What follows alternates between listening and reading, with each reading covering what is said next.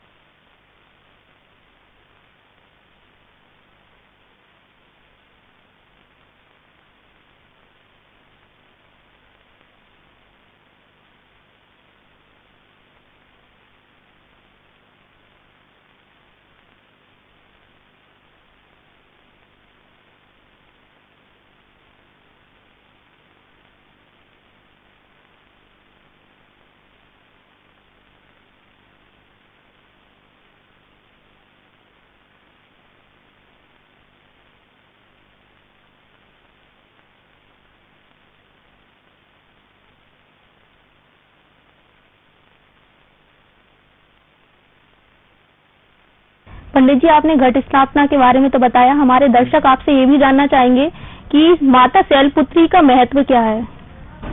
शैलपुत्री का महत्व ये है कि भगवान शिव को जब माता सती से वियोग हुआ, तो सर्वप्रथम माता शैलपुत्री हिमाचल के घर पर प्रकट हुई। तो भगवान शिव माने परात्पर ब्रह्म, शिव माने विशुद्ध ज्ञान। उस ज्ञान की ज्ञानेश्वरी जो देवी है वो शैलपुत्री है, जिससे हम शैलजा माने पर्वत से उत्पन्न। तो वह जब हमारे घर में प्रवेश करेंगी तो शक्ति के आने से शिव भी आएंगे, ज्ञान भी आएगा, भक्ति भी आएगी, और उसके बाद हमारे यहाँ उनके पीछे पीछे धन धान अष्ट सिद्धियां 9 नदियां, ये सब हमारी शैलपुत्री देती है। इसलिए शैलपुत्री का, अब जैसे लोग 9 दिन व्रत नहीं कर सकते, किसी का शरीर कमजोर है, कोई अस्वस्थ है, रोगी है, तो उसके लिए कहा कि आप केवल शैलपुत्री का पूजन कर लेंगे तो आपके 9 देवियों के पूजन का आपको फल मिल जाता है। इसलिए शैलपुत्री चूंकि स्थापना का दिन है और पहला दिन है, और जो पहला रूप है, जैसे घर का बड़ा बेटा होता है, बड़ी बेटी होती है, तो उन बड़े बेटा और बड़ी बेटी को अगर हम पढ़ा लिखा लेते, संस्कारवान करते हैं, ज्ञानवान बना देते, तो उनसे पूरा परिवार हमारा बढ़ जाता। ऐसे प्रथम शैलपुत्री की सेवा से 9 देवियां फिर आती हैं पहली देवी का आवाहन करने से। इसलिए पहले दिन शैलपुत्री का हमको बड़े प्रेम से, भाव से पूजा करना चाहिए। पंडित जी, हम आपसे ये भी जानना चाहेंगे कि माता शैलपुत्री की महिमा के बारे में आप बताइए हमारे दर्शकों को कि उनकी महिमा क्या है। माता शैलपुत्री की महिमा मैंने जो बताया, ये उनकी दिव्य रूप है। भगवान माता शैलपुत्री सिंह पर बैठी हुई हैं, अपने अस्त्र शस्त्रों को धारण किए हैं, मतलब वो जिस वाहन पे बैठी है, तो और वह ये धर्म का वाहन कहलाता है। 2 वाहन हुए हैं, जगदम्बा ने सिंह का वाहन लिया और महादेव ने, शिव जी ने बैल का वाहन लिया। तो शांत रूप में बैल धर्म कहलाता है, धर्मावतार है। और अगर कोई ज्यादा उग्र हो रहे हैं तो उनको शांत करने के लिए फिर तीव्र रूप में सिंह होते हैं।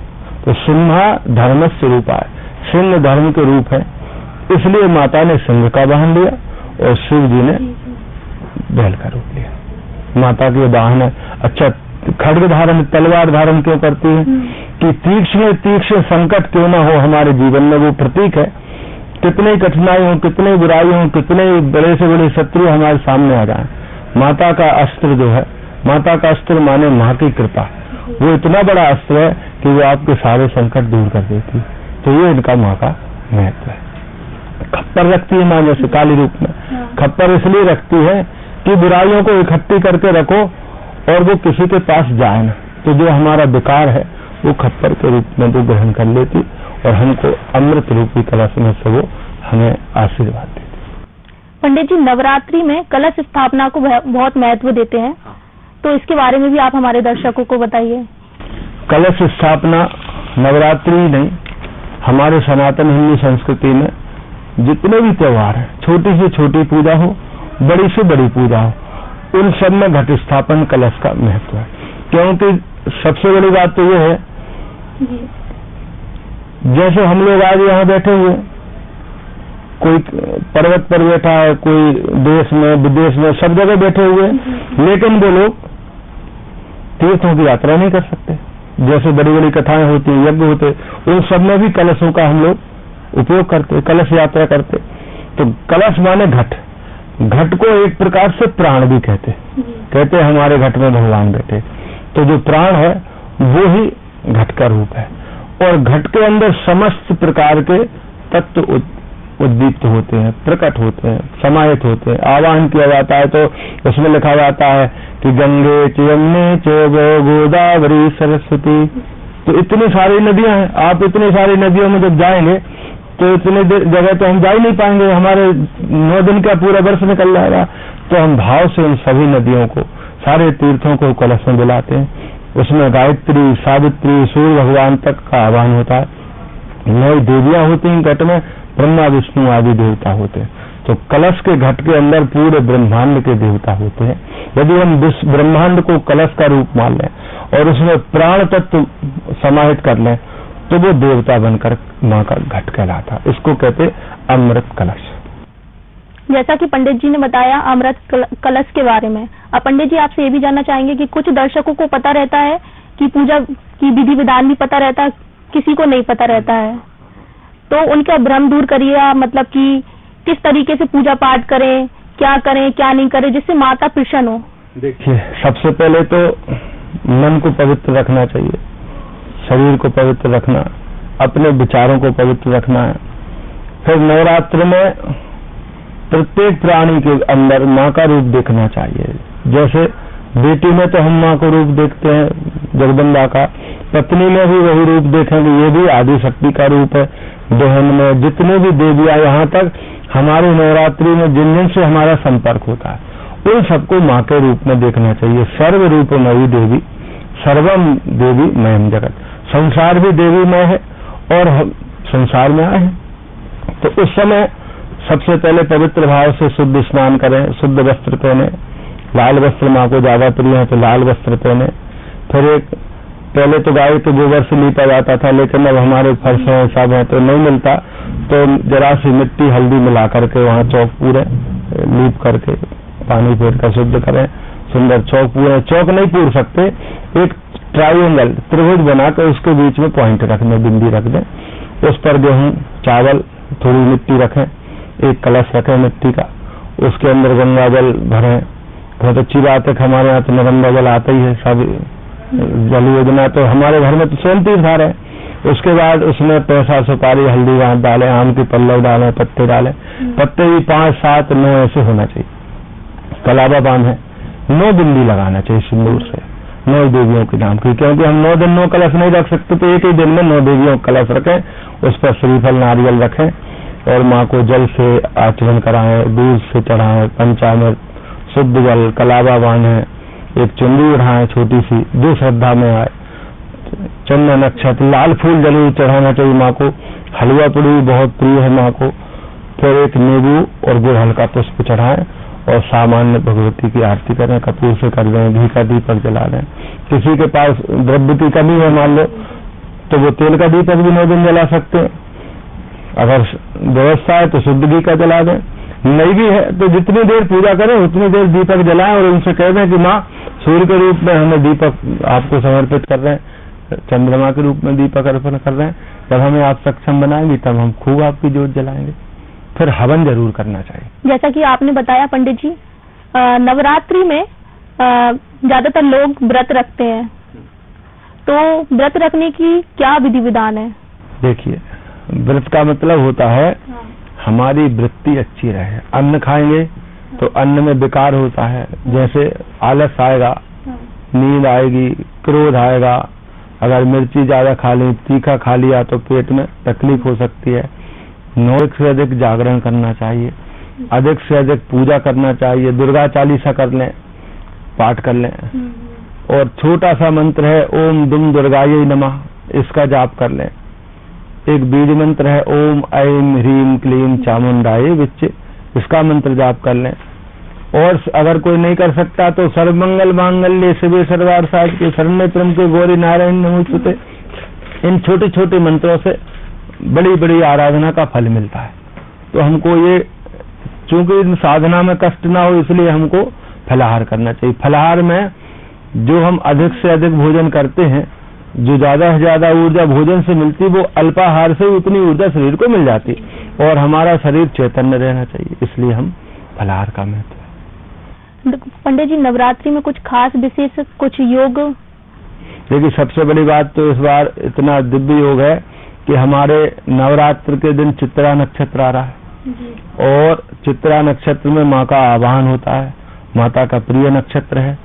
दूसरी बात, रविवार के दिन से हमारे सप्ताह की शुरुआत होती, तो इस बार रविवार के दिन से हमारे यहाँ नवरात्र चालू हो रहे। तो सूर्य से जो ऊर्जा मिलना चाहिए, जो सूर्य के सदृश आपको तेज मिलेगा, वो पहले दिन से ही आपको आनंद मिलेगा। इसलिए इस बार के नवरात्र और पूरे 9 दिन के नवरात्र में कोई कमी नहीं है। जैसे सूर्य वर्चस्वी होता है, तेजस्वी होता है, वैसे आपकी आराधना भी इन दिनों में वर्चस्वी होगी। पंडित जी, क्या है मतलब बहुत से भक्त लोग परेशान भी रहते हैं। कोई अपने बिजनेस को लेके परेशान रहता है, कोई अपनी पढ़ाई को लेके रहता है, किसी की नौकरियां नहीं लग पाती। तो नवरात्रि में क्या कुछ विशेष पूजा करें जिससे माता प्रसन्न हो और उनकी मनोकामनाएं पूरी करें? देखिए, सबसे बड़ी बात तो जो भी मनोकामना हमको पूरी कराना, जिस दिन हम व्रत प्रारंभ कर रहे हैं, घट स्थापना कर रहे हैं, उसी समय माँ से हमारी मनोकामना हमको कह देना चाहिए कि माँ हमारी ये हमारे पास कमी है, हम इन दुखों से दुखी हैं। तो यदि आपको विद्या की आवश्यकता है, जैसे अभी बच्चों के एग्जाम आएंगे, पढ़ाई आएगी, तो उसमें आप सरस्वती का बीज मंत्र जाप करें। विशेषकर विद्यार्थियों के लिए ओम ऐं नमः, इस मंत्र का विद्यार्थियों को जाप करना चाहिए। और माता को भोजपत्र चढ़ाना चाहिए। भोजपत्र होता है, ताड़पत्र भी कहते हैं। वो भोजपत्र चढ़ाने से विद्या प्राप्त होती है। जिनको लक्ष्मी की आवश्यकता है, ये मेरे ख्याल से ऐसा कोई नहीं जिसको लक्ष्मी की जरूरत ना हो। हर एक आदमी लक्ष्मी के संकट से जूझता है। जिसके पास है वो चाहता ज्यादा आए, नहीं है तो सोचता कि आए तो कम से कम। तो उनको कमल गट्टे से हवन करना चाहिए और उसमें ओम श्रीम श्रीयै नमः इस मंत्र का सबको जाप करना चाहिए। लक्ष्मी की पूर्ति होती है। और जिनकी और भी मनोकामना है, जैसे आने वाले समय में चुनाव का वक्त आ रहा है, राज्य पद चाहिए, किसी की नौकरी नहीं लग रही है, किसी का व्यापार नहीं चल रहा है, तो उसको ओम क्लीम नमः इस मंत्र से माँ की आराधना करना चाहिए। कमल गट्टे की माला हो, तुलसी की नहीं लेना, रुद्राक्ष की माला हो सकती है, स्फटिक की माला ले सकते हो, रक्त चंदन की माला बहुत अच्छी होती है। तो इनकी माला से ओम क्लीम नमः जाप करें और गूगल का हवन करें, घी में गूगल डुबाएं। हवन करने से आपकी सभी कामनाएं पूरी होती है। जिनको कोई रोग है मान लो, तो उनको भी रोग के लिए गिलोय का हवन करना चाहिए। हवन सामग्री में गिलोय मिलाएं और क्लीम नमः बोल के माँ को हवन करें। वैसे पंडित जी, माँ को भोग में क्या पसंद है, कुछ खास विशेष? माँ को सबसे ज्यादा हलवा और पूरी पसंद है। नहीं, वैसे मानते हैं ना कि गाय के दूध से बनी हुई मिठाइयाँ उनको माँ को ज्यादा प्रिय है। गाय में सारे देवताओं का निवास है। और जिस समय राधा रानी धरती पे आ रही थी, तो राधा रानी को जब पृथ्वी पर कुछ नहीं था, कोई गायों का उत्पत्ति नहीं थी, तो राधा रानी ने गौओं को पृथ्वी पर कामधेनु को प्रगटाया। तो गाय के अंदर 33 कोटि देवता होते हैं और गाय जो है शुद्ध भगवान का भजन करके फिर ममता के रूप में वह दूध आता है, तो जो सबसे ज्यादा पवित्र, दूसरी वनस्पतियों से निकलता है तो खूब ऊर्जावान होता है। इसलिए गाय के दूध का खीर माँ को चढ़ाना चाहिए, खिलाना चाहिए। खीर को हमारे शास्त्र में अमृत कहा है। खीर और मालपुआ, ये दो चीजों का भोग भगवान को, माँ को बहुत ज्यादा प्रिय है। सीरा वाला भोग जिसको कहते हैं। यदि मालपुआ नहीं लगा सकते तो मीठी पुड़ी के पुआ बनाते हैं, वो माँ को खिलाना चाहिए। और इतना भी कोई नहीं कर सकता तो गुड़ मिश्री इनसे लगा। वैसे अकेले दूध का भी भोग लगाए ना, उसमें मिश्री डाल करके, किशमिश डालें माँ को, ये सब चीजें बहुत प्रिय हैं। इनके भोग लगाने से जितनी पौष्टिकता, आप प्रसाद देखिए, जो प्रसाद माँ को भोग लगेगा भक्तों में बटेगा, और जो जितना पौष्टिक चढ़ाएंगे सब भक्त पुष्टिक हो जाएंगे, शक्तिवान होंगे। यही तो माँ की कृपा है। और माँ का अभिमंत्रित प्रसाद हो जाता है तो वो साक्षात 9 दिन रहती है। तो पंडित जी, आपने इतना माँ के पूजा करने की विधि विधान, महिमा, कई तमाम चीजें बताई, तो मैं आपसे और भी कुछ पूछना चाहूंगी। मैं चाहती हूँ कि आप बताएं कि माँ की कथा के बारे में। माँ जो है, देवी भागवत में चलते हैं। इसके लिए हम लोग निराकार से साकार की ओर जाते हैं। तो माँ भगवती जिस समय सृष्टि को उत्पन्न करना चाह रही थी आदि शक्ति के रूप में, तब संसार में केवल ज्योति थी। उस समय कोई भी लोक नहीं बना हुआ था। तो माँ ने अपने ज्योति में से 20 भुजा का रूप बनाया, जिसको कहते हैं श्री महा त्रिपुर सुंदरी राज राजेश्वरी। वो जब माँ प्रकट हुई तो उसके बाद माँ ने गोलोक बनाया। गोलोक में राधा को, कृष्ण को बनाया। फिर ब्रह्मा जी का ब्रह्मलोक बनाया, शिव जी का कैलाश बनाया, विष्णु भगवान का वैकुंठ लोक बनाया। फिर ये तीनों लोगों को बुलाया माँ ने, कहा कि आप हमको सृष्टि उत्पन्न करके दो। तो इन्होंने कहा, माँ हमारे पास ऐसी कोई शक्ति नहीं है, आप अपने शरीर से कोई ऐसी शक्तियां दो कि हम लोग सृष्टि बना सकें। तो माँ ने अपने शरीर से 3 शक्तियों को उत्पन्न किया। ब्रह्मा जी को सरस्वती ब्रह्माणी प्रदान की, विष्णु भगवान को लक्ष्मी प्रदान की, महालक्ष्मी, और शिव जी को महाकाली माँ ने आदि शक्ति दी।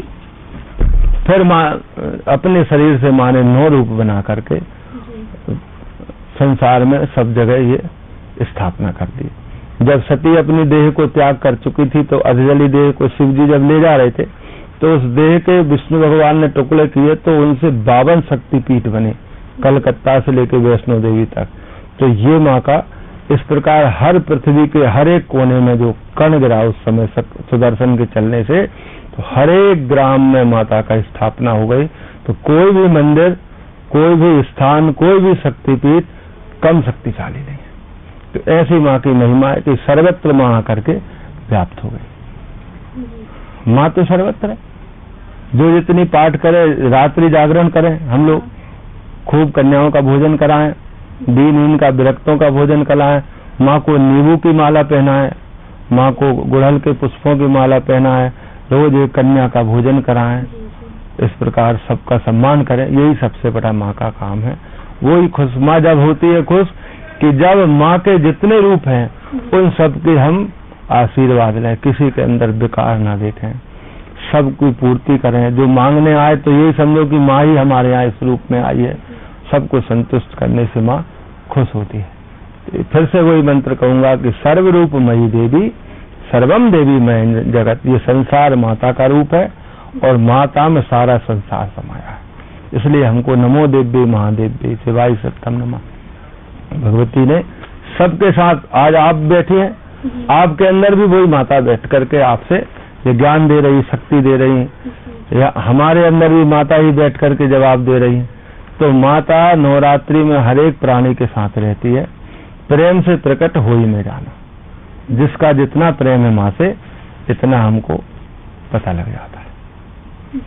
इसलिए सभी भक्तों से कहूंगा कि आप 12 महीने जो आराधना नहीं कर सकते, जो हर महीने नवरात्रि आती शुक्ल पक्ष में बड़ी बड़ी पूजा पाठ अनुष्ठान नहीं कर सकते, उनको चाहिए कि माता को 9 दिन पूजा करें। 1 लोटा जल चढ़ाएं, थोड़ा सा माता को कुमकुम लगाएं, 1 लाल फूल चढ़ाएं और किशमिश, शहद या हलवा या गाय के दूध की खीर, जो जिसके पास सक्षम हो वो भोग लगाएं और माता से प्रार्थना करें। ये जरूर सब भक्तों से मैं निवेदन करूंगा कि नवरात्रि में, और इस बार बहुत अच्छी नवरात्रि है, शरद ऋतु भी आगमन हो गया है, सभी लोग माँ की आराधना करें और भक्ति से अपनी शक्ति को जागृत करें। जरूर कुछ मुहूर्त भी मैं बताऊंगा कि इन मुहूर्तों में हमको, पहले तो ब्रह्म मुहूर्त में कोई मुहूर्त नहीं देखना, सुबह 4:30 बजे उठकर सूर्योदय तक पूजा करें। नहीं कर सकते तो सबसे पहला मुहूर्त है 9 बजे से 10:30 बजे। ये लाभ का मुहूर्त है, जिनको लाभ व्यापार में चाहिए वो लाभ के मुहूर्त में करें। दूसरा अमृत चाहिए, जिसको रोग से मुक्ति के लिए अगर कोई को घट स्थापन करना है तो 10:30 से 12 तक अमृत का है। तीसरा मुहूर्त आता है शुभ का, जैसे किसी के यहाँ विवाह है, शुभ काम में कोई विलम्ब हो रहा है तो वे 1:30 से 3 के दोपहर के मुहूर्त में मंगल कार्य के लिए घट स्थापन करें। फिर शाम को वही लोग जिनको शुभ का दोपहर में नहीं कर पाए तो शाम को 6 से 7:30 गोधूली काल में माता का स्थापन करें और 7:30 से 9 फिर अमृत का आएगा। जो बड़े बड़े रोगों से ग्रस्त हैं उनको इस मुहूर्त में माता की स्थापना कर पूजा करना चाहिए। बहुत धन्यवाद पंडित जी आपका, हमारे दर्शकों को जानकारी साझा करने के लिए धन्यवाद, बहुत बहुत पंडित जी आपका। तो फिलहाल हमारी पेशकश में इतना ही। देखते रहिए न्यूज वर्ल्ड। नमस्कार।